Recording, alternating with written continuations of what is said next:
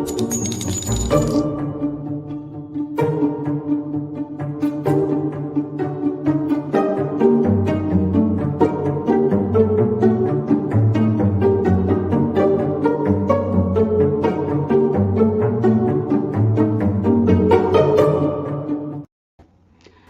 everybody, welcome to the True Crime Squad. I'm Kristi Brower, here with my sister, co-host, and partner in crime, Katie Weaver. Hey Katie.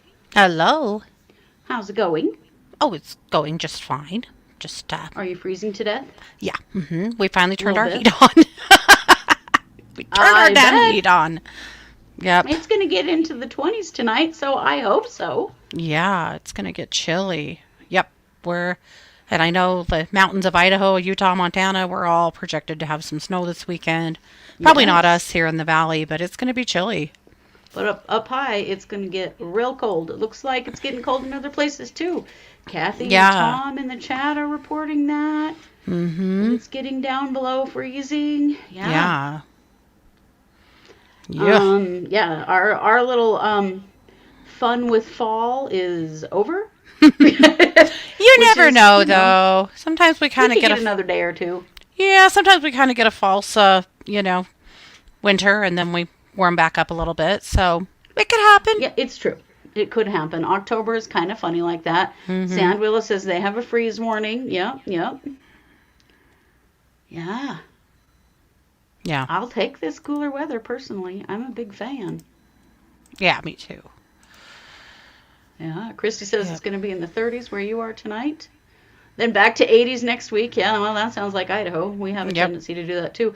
We've fallen off 20 degrees from one day to the next. Oh, yeah. Easily. Yeah. That happens all the time. Well, and every once in a while, we'll end up with like a crazy snowstorm in October and then warm right back up. And luckily we didn't this year because it actually really sucks for the farmers and for the trees. Because when we get those October storms, the trees have never dropped their leaves yet. And then we get this really heavy snow that busts the hell out of the trees. And I'm very glad we did not get that really this hard year. On everything. Yeah. Carsonda says it's only going to be 70 in Arizona on Saturday. Wow. And Amanda says in upstate New York, we're getting back up to 60 to 70 this coming weekend, but it was 40 this morning. Yeah. Yeah, so hard to get the kids ready for school. Yeah, this is the time of year where you start out in a coat and then you're in shorts in the afternoon, Right. Running the AC or the heat in the car in the morning and the AC in the afternoon. Yeah. Yeah. Yeah, for sure. Absolutely. Well, we have lots of true crime for you as we usually do. Sure do. So, Katie, you're going to kick it off for us with some WTF news. Yeah.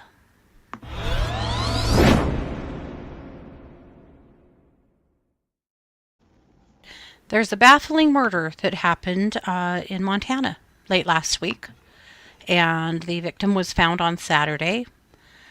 Initially, they thought he had been attacked by a bear in his tent. We're talking about Big Sky, Montana. Big Sky, Montana is the next town over from West Yellowstone, Montana. It's a hop, skip, and a jump away, but it's the next, real town. To the side of it, this is just outside of Bozeman, Montana. He was from Belgrade, which is also just outside of Bozeman, Montana. It is a very alarming case, and it's really in our backyard, and so I'm going to cover it.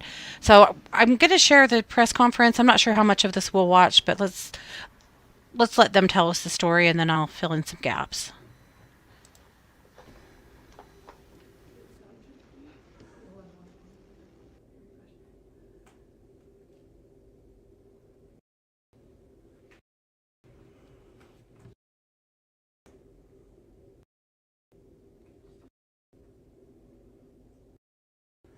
With me today, I have our investigations captain, Nate Cameraman. He heads our investigative division, which is made and supervises some of the finest, most hardworking detectives that I know. And what happened here is, and also today is Jillian Price. Jillian is the sister of our victim, Dustin Kjersem.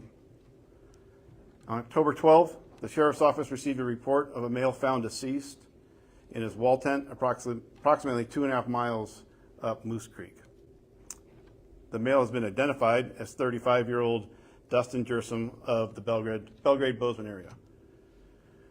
This is a homicide, and we are working all hours of the day and night to find his killer.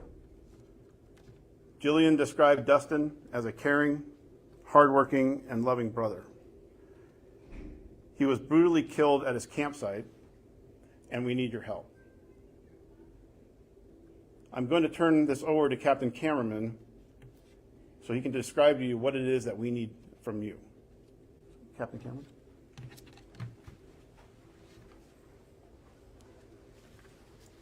Good afternoon. We put together several facts for you to hopefully help the community narrow down exactly what we're looking for, as well as jostle any memories out there of anyone that may be up there, and encourage people to come forward with information. Dustin was last seen in the afternoon hours of Thursday, October 10, 2024. He was leaving to go camping up Moose Creek in his black 2013 Ford F-250 with a black topper and an aluminum silver ladder rack. He was well prepared for a weekend of camping and had plans to meet with a friend on Friday afternoon, but he never made that meeting. He was located deceased in his tent shortly after 10 o'clock in the morning on Saturday morning. Autopsy has shown that he sustained multiple chop wounds, quote, which led to his death. We're following up on leads, but we have no arrest at this time. We're asking the community members to help us in this way. What we need from you is anyone who is present in the area between the evening hours of Thursday, October 10, and the early morning hours of Saturday, October 12, to reach out to us. That's up Moose Creek. Anyone with trail or game cameras in the Moose Creek area, please reach forward, even if the footage seems irrelevant. Anyone with in-car cameras traveling in the Moose Creek area during this time frame, please reach out to us.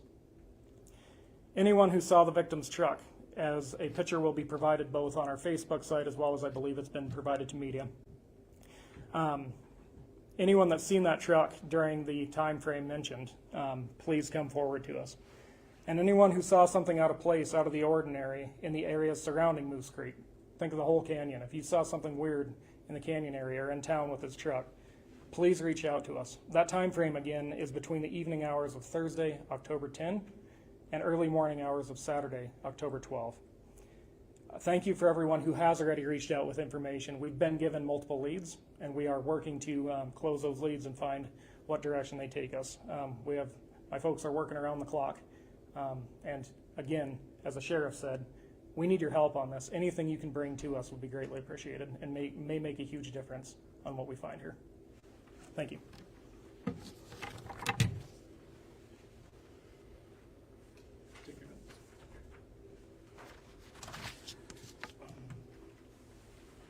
So we want you to better understand who Dustin was. And so to do that, Jillian Price, his sister, would like to say a few things.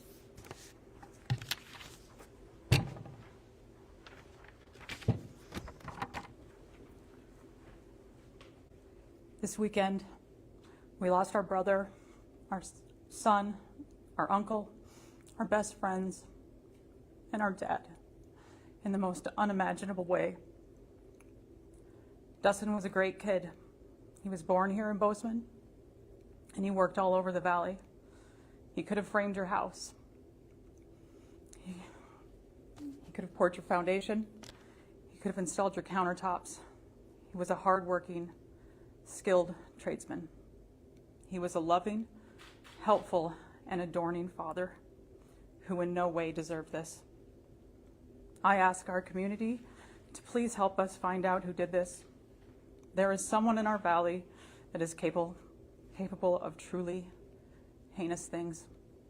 Please, if you are in Moose Creek at any time from Thursday to Saturday, please call and talk, even if you think you didn't see anything.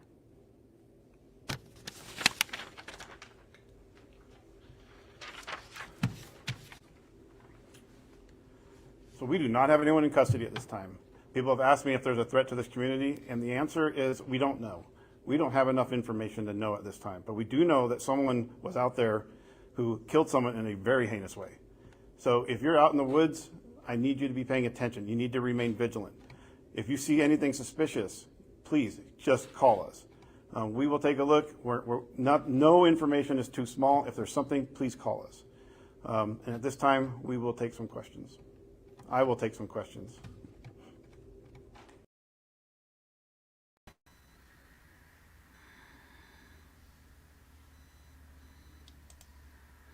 Okay. You're muted. Wow. Okay. Yeah. What the hell happened to this man? That's what somebody in the chat said. Axe? Like chopping? Are we talking about like an axe or a machete or some kind of a big knife? Yeah. What the hell? But how often have you heard a sheriff say, we don't know if you're in danger? Yeah. Right? Usually they sugarcoat this shit, and they'll be like, well, I mean, or just flatly say, no, the community's not in danger at all, even though turns out they really are. I appreciate a lot that he was just completely honest about that. Right. Yeah. They have no idea if Dustin specifically was targeted or right. Not. I mean, what the hell? Yeah. We don't know. So I want to show you a few pictures. So this is Dustin. Okay. And as you heard, Dustin's a dad. Dustin was just camping with a friend. Was just murdered. That is wild. Yeah. So this is a map of this area. So just to give you an idea. So here at the bottom you see West Yellowstone. And that's just on the west entrance to Yellowstone Park. Here Gardner is actually in Yellowstone Park. Or also on the edge of Yellowstone Park, sorry. So if you follow this road up into Big Sky, somewhere between Big Sky and Bozeman right here. I've driven that road about 1 million times. Hell, we were up there 2 weeks ago. This is an area I know very, very well.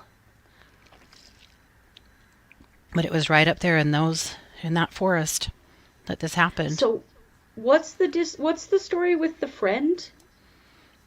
We had a friend that was meeting him up there. But it sounds like maybe he went a day before. Oh, okay. Or a couple days before, because I think he went on Thursday. The friend wasn't coming until Saturday.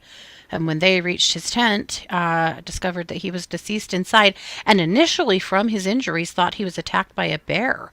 Like, this looked like a grizzly bear attack. Until the sheriff's office came and looked at it and went, nope, this was a human attack. That's a weapon. Yep. So wow. This is Dustin's truck, which was recovered. It's not missing or anything, but this is the truck he was driving. And then, of course, this is the area in which he went, that he was murdered. It's right up in here somewhere. Moose Creek. Wow. Mm-hmm. Yeah, that's a good question, Kathy. Does the friend have an alibi? Like, do they know where the friend was leading up to this? It seems like they've already, vacated the friend. Okay. Yeah. But, the friend is the one that called the police. The friend's been cooperating. So what the hell? Is this like a random serial killer in the area? Was this specific to Dustin? There's a lot of questions right now without a lot of answers, but... I mean, the majority of the time, murders happen between people who know one another. I mean, the stranger murder is the outlier. Mm-hmm. Wow. Yeah. Can they tell what day he was killed? From what they're saying, I think they're somewhere in that window between Thursday and Saturday. So between the 10th and the 12th. I almost said biopsy. An autopsy is going to take a while. Yeah. To be able to determine more specifics. I'm sure that's true. Yeah. And maybe the autopsy will narrow down a little bit more what implement was used if they can. Right. I don't believe he was in a campground. I don't know. Let me check my notes on that. No, I don't think so. He was in a tent 2.5 miles up Moose Creek Road. So he was just out in the woods. I mean, even campgrounds here are not, up in that area, they're not... It would just be dry camp. Yeah. Yeah, it's not like a KOA or that kind of campground. Yeah. But, all of us do quite a lot of camping that's just out in the woods somewhere. Mm-hmm. Yeah. So here That's so is, sad, his poor family. yeah, here's a few details to just review. So the autopsy showed multiple chop wounds that led to his death. So he was in Moose Creek from Thursday evening, October 10th through Saturday morning, October 12th. That's when the friend came. So of course they're looking for anybody with trail cam or game cameras. And that's really relevant up in that area because it's hunting season. Right. And so it's very likely that there were plenty of trail cam type footage up in there. So hopefully they're gathering things that might help. Of course, they're looking for anyone who saw his truck in the area and probably any other vehicle in the area that, stuck out to anybody at all. Again, it's hunting season. So hopefully that means there were plenty of people out and about that may have seen something. I would think there would be, and I would think there would be a lot of trail cams out too this time of year. Yeah. Hopefully that's going to be, over time, really helpful information. Yeah. But I mean, it's a rural area, but it's probably also a really popular area right about now. Yeah, So- for sure. Yeah. Yeah. Kathy says she hates camping, and especially when she hears things like this. I know. This is terrifying. That's why we camp Yeah. in vehicles that lock. For sure. Yeah. This is why we choose the bear. This is why we choose the bear. Ooh. So we're going to keep a really close eye on this case because obviously it's very local to us. And wow, how brave of his sister, by the way, to get up on the press conference and speak a little bit. Yes. That had to have been tremendously hard for her to do. Absolutely. But all of that's Montana, guys. You just saw the way how upfront they were Yep. and, no bullshit. That's just Montana. Yeah, this was very Montana. Yeah. It sounds like he was in his tent. Yeah. Yeah. So was he murdered in his sleep? Yeah. That's my one. Was he in his sleeping bag? Like what was he wearing? What was he doing? Those are all things I'd be interested to know. But Right? yeah. So we'll keep an eye on it. Terrifying to think that somebody would just come up on you in a tent like that. And this manner of death is just Yeah. Yeah. Yeah. Yeah, very. Sure, Kathy, so many questions. Yeah. Yeah. Any thoughts on Sarah Boone snacks? I'm ready to pivot, so yes, let's talk about Sarah Boone for just a second. Okay. Any thoughts about Sarah Boone snacks or lack of snacks? Well, the judge said, no snacks for you. But we know that she was nibbling something in court yesterday, and it sounds like Court TV is who gave her a snack yesterday. So, not sure if that's going to continue, but as far as How are they allowed to give her anything? She's a prisoner. I don't know. Like, but I don't think that's is supposed to be allowed. You can't just show up at court and hand a prisoner something. I wouldn't think so. Be in trouble for that, I would imagine. You would think so as well. She's also completely unshackled. But the judge said no snacks for you from the commissary, meaning, the comm is not going to be required to provide her with 2 juice boxes, 5 peppermints, 2 bags of chips, and a Pop-Tart, I think was the list. Something along those lines. Yeah. Yeah. Yeah, Emily Baker, they aren't allowed to give her... Right, nobody would be allowed to give her anything. Maybe her attorney can provide her with water. You know, or maybe it's the bailiffs that provide her with water, because usually they have bottles of water. Yeah. Yeah. Yep, so that's one thing we know about court this morning, and there was something else too. I gotta find it. Oh, yes. Oh my God, this is the big one, actually. Yes, this is the do you remember huge when one. little Bobby Tejas did the whole narrative thing, and we were all like, I've never seen anything like this. Guess who else is giving a narrative? Little Sarah Boone. Mm-hmm. Of course she is. Yep. Of course she is. She's going to do a narrative style testimony. Holy shit. You guys, hold on to your butts. This is going to get wild. Do you think that do you think her lawyers are regretting their life choices yet? I don't know how they couldn't be. Except that they're getting a lot of notoriety for this, and that's probably really why they're doing it. Yep. It is going to be bonkers. Yeah. Yep. But we are going to be here for it. Right, exactly, Jess. Jess said, of course she is, because the attorneys can't ethically elicit the testimony she wants. Right, because she's going to lie. And so, just like Bobby Tejas did, and so their attorneys are like, well, I guess you can do that on your own, because I can't be involved in that. Yeah.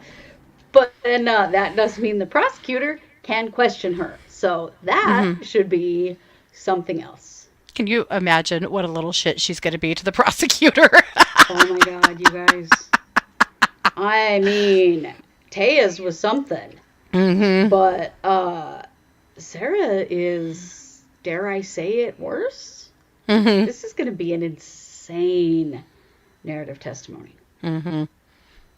Jess said Surviving the Survivor podcast supposedly overheard one of them going, what the hell did I get myself into this morning in the elevator?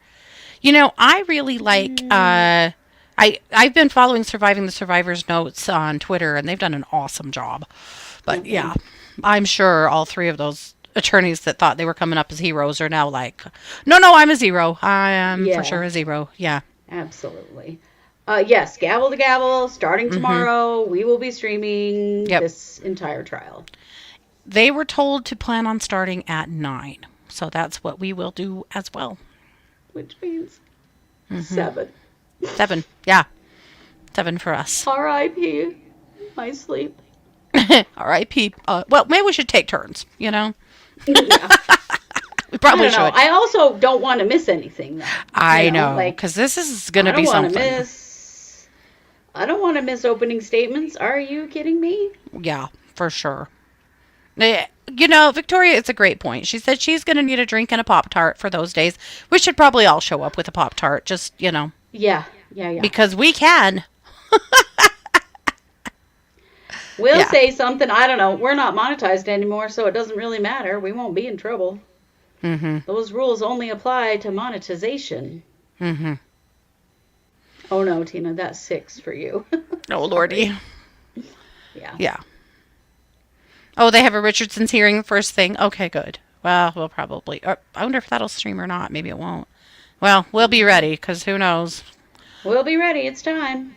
And I believe opening statements begin in the morning in Delphi as well. And those, of course, will be just tracking online. Yep. It will stream. Okay, we'll be here for it then. Yep. Yeah.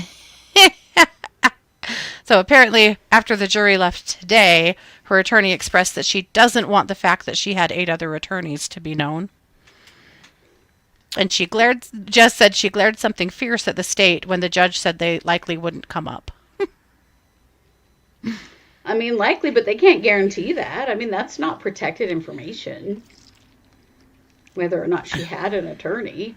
Yeah. She'll tell the whole story. I'll bet you she's the one. She will. She'll tell all of it.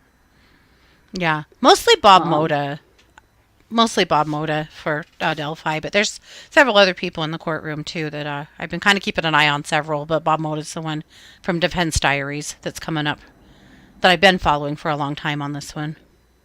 All I have to say is you're going to have to dust off that wig. Oh, it's true. It's true. Yep. Do a song about her demanding snacks like a cranky toddler. Just said, and she's okay with the whole alimony thing coming out and opening doors to things. Right. She'll kick down every door. Every single door. She will. She absolutely will. That's just the thing. I'm sure the prosecution is like, all right. Just like they were with Tejas, because he opened the door to so much shit that...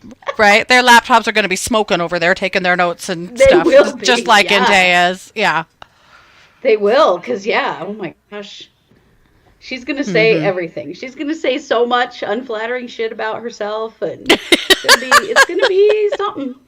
I hope she tells us about how smart she is. I really want to hear that part. Yeah. That she's actually really good at everything. She's a real stable genius, friends. Yeah. Real stable genius. Yeah.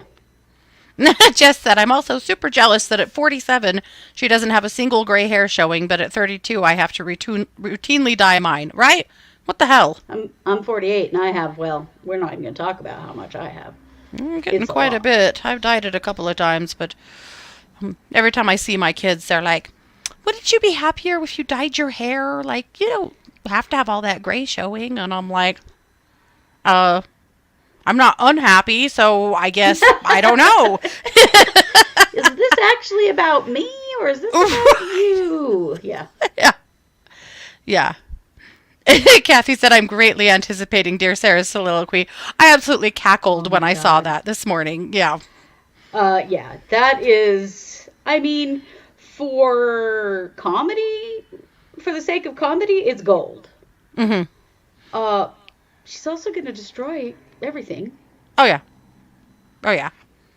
She's going to make it real evident why she's had so many attorneys. Yeah, she's going to snap real bad when the state questions her. Oh, yeah. That is going to be a something. Yeah. We're all going to be gobbling Pop-Tarts glued to the screen. Yeah. Right?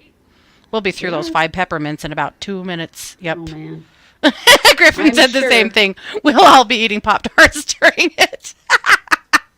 We better not have any kind of drinking game because you know there's going to be some phrases coming out of this trial. Yeah. Yeah. Right, Kathy, absolutely. We can't forget that this is about Jorge. And it's a really good point because in cases like this, it's easy to completely lose the victim in the hilarity and the nonsense of it. But let's not forget that there is a victim in this case. Yeah. Jorge Torres that she murdered in a really, really terrible way. Imagine suffocating, folded in half, zipped into a suitcase. It's hideous. It's hideous. So terrible. And begging for your life. That he died a long time before she discovered him. Me too. Well, and that she was beating him with a baseball bat while he was in there trying to save himself.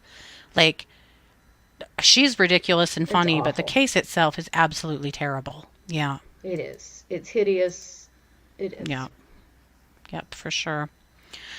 All righties. Well, so that's what's up. Oh, she was way bigger than him. Yeah. He weighed 105 pounds at the time of his death. Yeah, he was a really small guy. Yeah. Not that Sarah's a big person. She's not either, but he was a tiny guy. Yeah.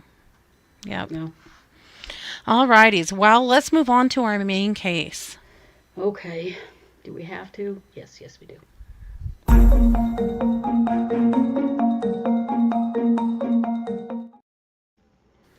I'm going to tell you right now, I hate this case. And I don't know why I can hear you. Are you guys hearing me echo? Because I can hear myself in my ear. And I'm not hearing you. I don't have a clue why. But I can hear an echo of myself. And I don't know. I don't know. Anyway, I hate this case. No, listeners are not hearing an echo, so. Oh, good. It's just me. Okay, well, good. We can live with that. This is Robert Roberson. And Robert Roberson is going to be executed in Texas tonight. And there's been a big battle to try to keep this from happening. And the battle was lost. But I'm still going to tell you the story because I think it's important and I think it's one that we need to be aware of. Yeah. I don't know if what happened to his daughter was murder or not. But I'll tell you, I don't think anybody knows if what happened to his daughter was murder or not. So Robert Roberson is on death row for the murder of his 2-year-old daughter, Nikki.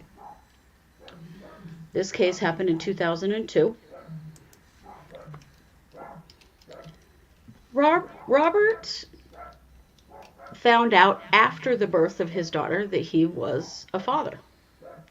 And he found out, and he found out that his 2-year-old daughter was being raised by her maternal grandparents, so her mother's parents.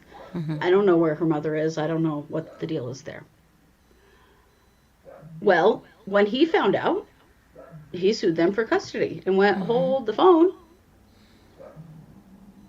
If I'm the dad, this is my child, I should be raising her, not you. Yeah. No one had even told him. Yeah. We find out some things about Robert. Robert only completed the 8th grade. Robert went undiagnosed with being on the autism spectrum until 2018. Oh. But he'd always kind of had some developmental disability stuff. He had a really hard time in school. But he felt like he had a responsibility. This child was his. Yeah. And she should be being raised by him.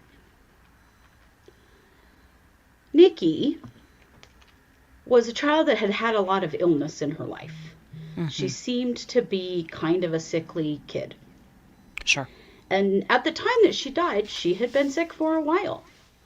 And he and his mother had taken her to the emergency room and had also taken her to the pediatrician and were giving her the medication that was prescribed to her. So the medication prescribed to her was an anti-nausea med that now is illegal to give to children. Okay. And the other thing was a cough syrup that had codeine in it. So keep those in mind because they're important. They're important to this story. So the night before Nikki passed away, they'd been to the doctor for the second time. They're giving her the medication, trying to help her. She was vomiting, she had diarrhea, and she had a really bad cough. Okay. She slept in the same bed with him, and he woke up in the night because she was crying and she had fallen off the bed. Oh. And the way that he reported and I'm it sorry, is how old was she? One more time? 2. She was 2. Okay. She had blood on her lip and she had a bruise on her chin. And he thought she just Aw. fell off the bed.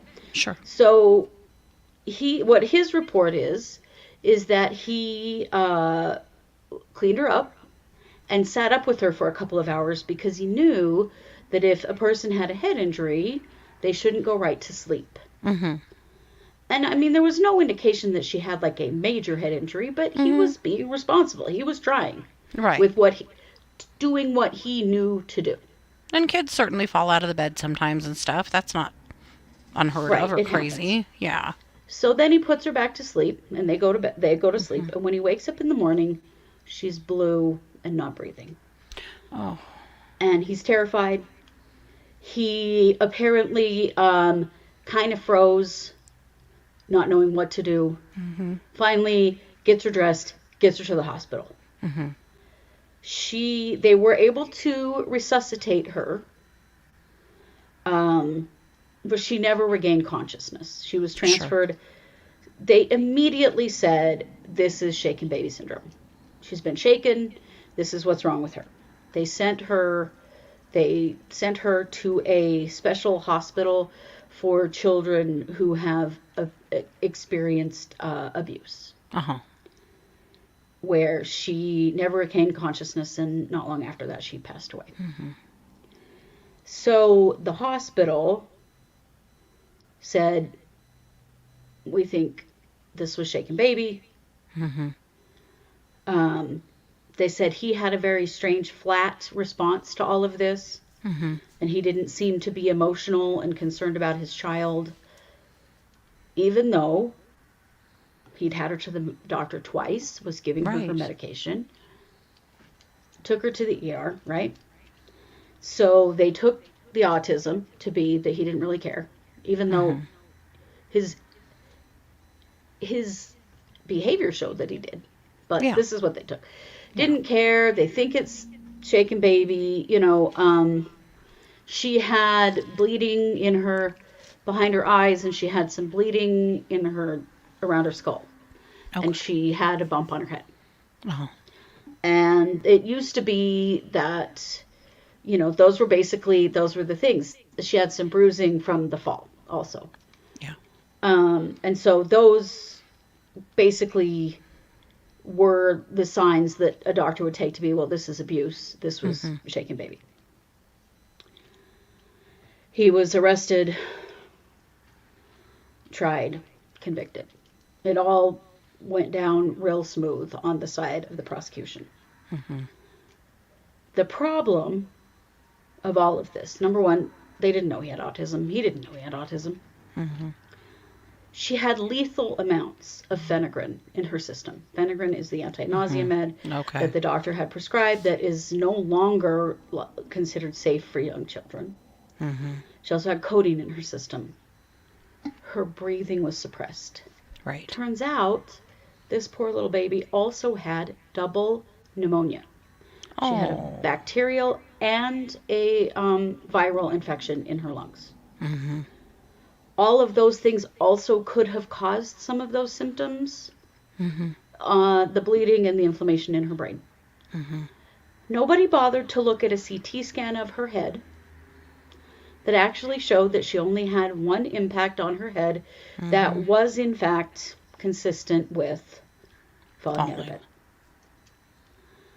So it was just all wham, bam, he killed his kid, throw him in prison. He was diagnosed several years ago, many years later, while in prison with autism. He did everything he thought he was supposed to do, and he was giving his baby the medication he was supposed to give her. He swears he did not shake her. She has some of the things that look like shaken baby, but it's not nearly as cut and dried as the prosecution at the time would like you to think. Sure. And really, nobody took into consideration at all the CT scan of her brain, of her head, that showed the single impact injury, or the slides that the doctor that did the autopsy took of her lungs, that showed the infections. So there's been work being done for quite a long time now to try, by the Innocence Project, to try to get him off death row. Because they're saying this is not nearly as cut and dried as it appeared to be in court. And, even some of the people involved in convicting him have come out and said, I'm pretty ashamed of this case. I feel like we didn't look deep enough. We don't think this is right. No one looked at the CT scan? I mean, No, we convicted a man for shaken baby without even having an accurate look at the CT scan of her brain. This was in 2002. Think about how much information was out there at that time about shaken baby. Yeah. It was a really big deal. There were a lot of public appeals explaining what shaken baby is to try to help prevent it, which is great, and shaken baby is very much a real thing. Well, However, so my babies were born in 2000, 2001, and 2003. Yeah. And we had to sign a contract at the hospital with all three of them that we understood what shaken baby was and that we would not shake the baby. Like, just to make sure that we knew what shaken baby was and what causes it. Yeah, it was huge. There were a couple of nieces who testified against him, who said that they had seen her shake the baby. He swears he never did. There's no real evidence that he did. And when you look at all of this, one of the things that has happened with quite a few shaken baby cases in the U.S., there have been parents exonerated because shaken baby kind of became the thing. If a baby died suddenly, that it must be shaken baby. Right. And that other medical things were not being taken into consideration.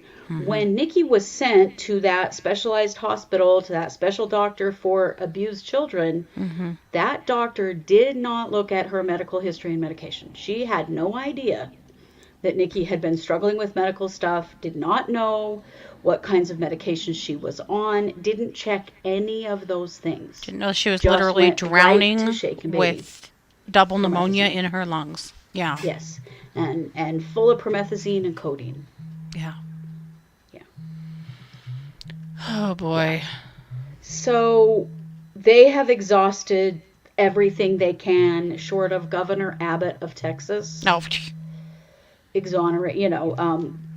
Pardoning him, which is not going to happen. Because Abbott doesn't pardon anybody. No. Abbott doesn't give a shit about No, anybody. they I love think the death we all penalty. pretty well know that. Yeah. They do. They've tried to get him clemency. A lot of people, even people involved in the investigation of his case, have come forward trying to help him. And the Innocence Project trying to help him. He doesn't believe, he never had any intention of harming his child. No. He did everything he thought he was supposed to do. This was a horrible tragedy. The doctors for the Innocence Project really believe that she died of a combination of accident and illness. And that there was no one, in fact, responsible for her death. In spite of that, Robert Roberson is going to be executed by Texas tonight. Of course. And I don't think there's anything that's going to stop it. I hate the death penalty. I hate this shit. I hate this case. I don't understand. He will be the first person in the United States to ever be executed for shaken baby. Wow. Yeah. It's because you can't, it's not so definitive. Also, how is their intent in everything that you've heard from this man and from what he did? Right. Do you see intent No. for first degree murder, which is what would give you Right. the death penalty? It's He was awful. taking her to the doctor. He was giving her medicine. He was trying to take care of her. He was trying to help her. His mother was helping him. Like, he was getting help. His little girl wasn't doing well. He was trying to help her. How did she overdose? She was overdosed by doctors. Promethazine is an anti-nausea medication that is no longer considered to be safe for children, and it was prescribed, GSI. It was prescribed. So we're saying that He the was- doses that he was supposed to be giving her were way more than her little system should have. Yeah. Yeah. They had prescribed it to her 2 different times. And, Dad is just doing what the doctors have said. He doesn't know. He's not sure what's wrong with Nikki. He's taken her to the ER. He's taken her to the pediatrician. It was the same doctor. The ER, the pediatrician, and the ER again were all 3 the same doctor Wow. in this little town. And so he had his own, I think, opinions around this. And then they sent her as a shaken baby to a specialist hospital for shaken babies without expressing the All the- illness Yeah. that she was experiencing and the medications that she was taking. And so that was not taken into consideration when they were treating her. Yeah. Right. Codeine and promethazine suppress breathing, and she had double pneumonia. This is not a cut and dried shaken baby case. It isn't No. at all. Yeah. Right. Oh, Sandra says I was overdosed on phenergan when I was a child. It's easy to screw up meds, and phenergan is very dangerous. It is. It's very dangerous. Have you guys I ever can't taken take it. phenergan as an adult? Oh my God. I can't take it. I can't wake up for days if I take phenergan. Phenergan makes me crazy. Yes. Crazy. Yeah. Me too. Our grandma was on it in the hospital at one point, hallucinating. She had like days of hallucinating, people in the room with her and conversations and all kinds of stuff. She was reading an invisible newspaper at one point, like all from phenergan. And this is a 2-year-old who was really ill Yeah. on all this phenergan because she was throwing up from the chest infection, you Yeah. know? It's so sad. This is a horrible case. What happened to little Nikki is horrible. What's happened to Robert is horrible. All of it sucks. But in spite of all of that, Texas is going to execute him tonight. And you know damn well they And- will. There's no way will. Abbott's going to stop it. He wouldn't. No, because they're billing this as he's a child murderer. This guy had no intent to harm his daughter, and he tried to help Yeah. her in every way that he knew how to do. Mm-hmm. So, Wow. I guess we can all hold the energy high for an easy passing for Robert. Mm-hmm. He had said at one point that he wished he could be released so that he could go to Nikki's grave. No one has ever even told him where she's buried. Wow. Yeah. How sad. It's so sad. So, I hate Well, that. Texas, you suck. Fuck you, Texas. Yeah. Yep. But I think that we have to witness these cases, that we have to, Yeah. as the public, know Mm-hmm. and acknowledge and witness the ways in which our criminal justice system is severely broken. Mm-hmm. And we have to Yeah. keep speaking up about it because it's the only way it's ever going to change. Yep. Yep. Right. Abbott pardoned Daniel Perry. Daniel Perry is a former police officer, correct?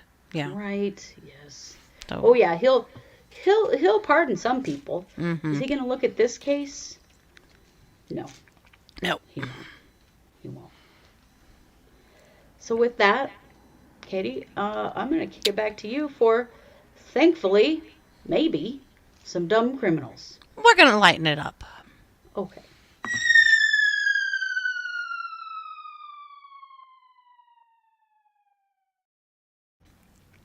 This next case is truly a bunch of baloney. And I'm going to tell you why. This happened near a Texas-Mexico border in Presidio, Texas. The Border Patrol, or U.S. Customs and Border Patrol, was at the port of entry there. They were looking through cars as they were coming and going. And this woman in her vehicle said that the only thing besides her luggage she had with her was a cooked meal. And they were looking at her belongings and they decided that her suitcases seemed a little heavier than normal. So they removed them from the car with great difficulty.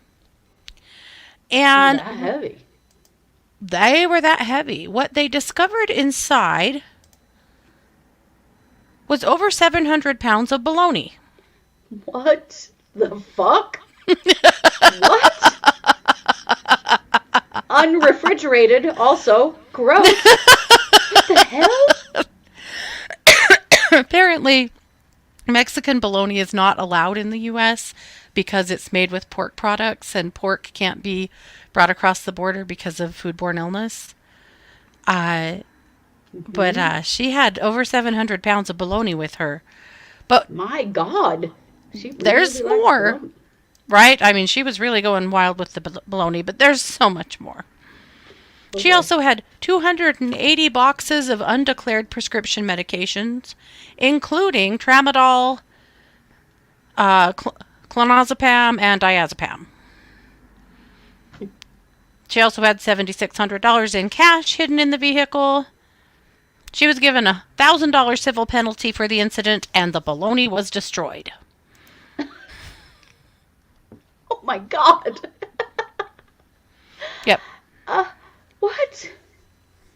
What? Was she gonna sell? I'm assuming she was gonna sell the bologna to other people who like Mexican bologna. I guess. I guess. What the? Who's gonna eat 700 pounds of bologna and live? I don't know. And is it special bologna? Like, has anyone ever eaten Mexican bologna? Is there something special about it, or is it just bologna? Yeah. I just don't think. Yeah, right. Just that's my thinking too. It was also unrefrigerated and pork. Yeah. Oof. And that is a lot of Klonopin and Valium. Yeah. Yes. Yeah. Yeah. Those are some heavy duty meds for sure. I'm And assuming this she was had a sort lot of of them. A trafficking operation. I've never heard anyone trafficking bologna before, but that's possible. Just meds. Well, at least she didn't have snakes in her pants, I guess. But the rest of this is pretty. It's really something. So that's why I said this case is a bunch of baloney because, well, it is. That was a bunch of baloney. Mm-hmm. Wow. And that's what I've got. That is. Yep. Why? I was very concerned when he said in a cooked meal. Why? Well, okay. I mean, maybe Was you it buy... Maybe it's in a cooler? I don't know, man. Well, right. Well, I mean, maybe you buy some tamales or something like that you're going to take over the border and take them home and eat them, you know. I mean, I could get something like that, but... Right, were there drugs stuffed in the bologna? Apparently no. It was just bologna. Yeah. Yeah. Wow. Yeah, Christine, you never buy stuff from a truck on the side of the road. Correct. And high upon that list is bologna. In fact, let's just not buy bologna at all, really. I mean, that's also an option. Let's see. Tubbs says, OMG, I recall an article on Texas Monthly about this. It's a common thing, I guess.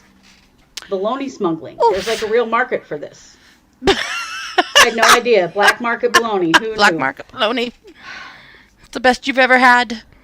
Yeah. Melody, do you love bologna that's been smuggled in a car unrefrigerated across the border from Mexico? I'll bet you don't. Because Melody loves bologna, which, more power to you. But how about that bologna?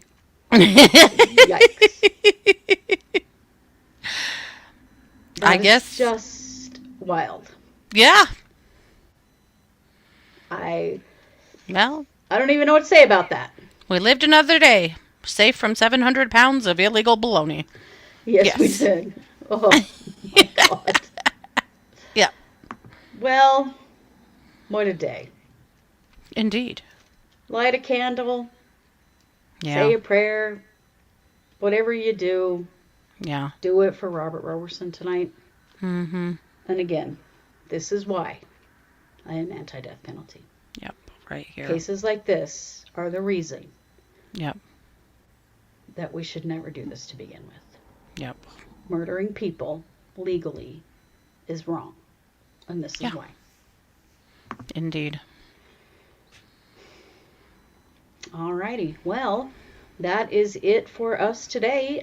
We will see you back bright and early at 9 a.m. Eastern time, which is 7 a.m. Mountain, 6 a.m. Pacific. Tomorrow, we will be live streaming the Sarah Boone trial. And I don't know, man. Bring your drinks. Well, lots of coffee.